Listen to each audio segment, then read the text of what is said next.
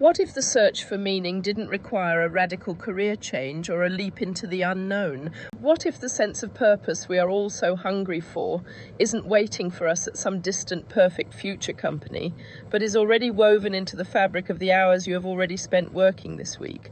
Perhaps meaning is not a destination we reach after years of climbing, but a perspective we choose to adopt right where we are standing.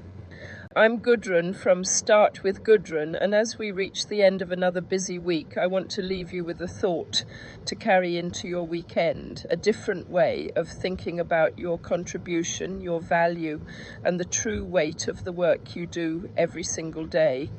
For many years, the organizational psychologist Amy Wrzesniewski dedicated her career to studying how people relate to their professional lives.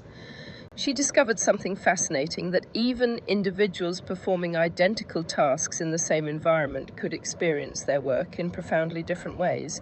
It all came down to how they framed their role and what they chose to notice about their daily impact.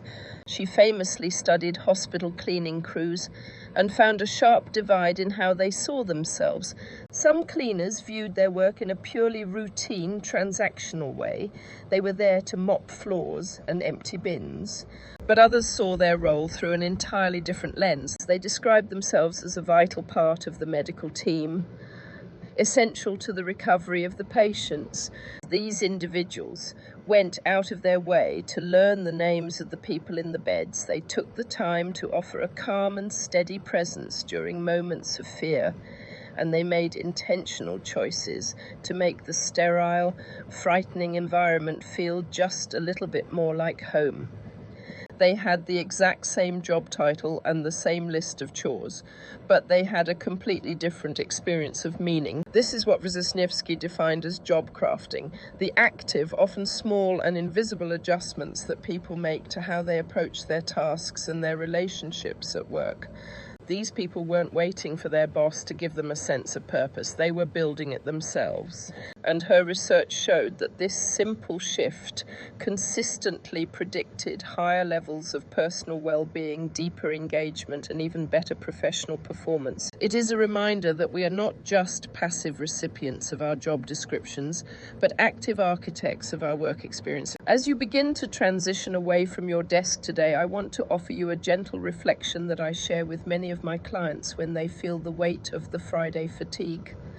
I invite you to sit for just a moment before you close your laptop and ask yourself 3 specific questions. First, who did my work serve this week, even in a small way? This isn't about grand achievements. It's about the colleague you helped, the client you listened to, or the problem you smoothed over for someone else. Second, what did I do this week that I am quietly glad I did?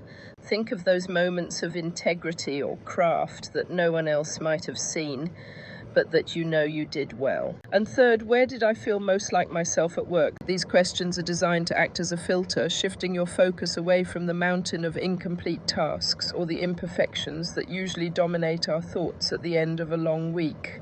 They steer your mind toward what is real, what has lasting value, and what already matters.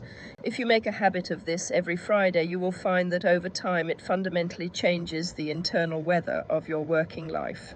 Meaning is rarely delivered all at once in a grand, cinematic flash of purpose.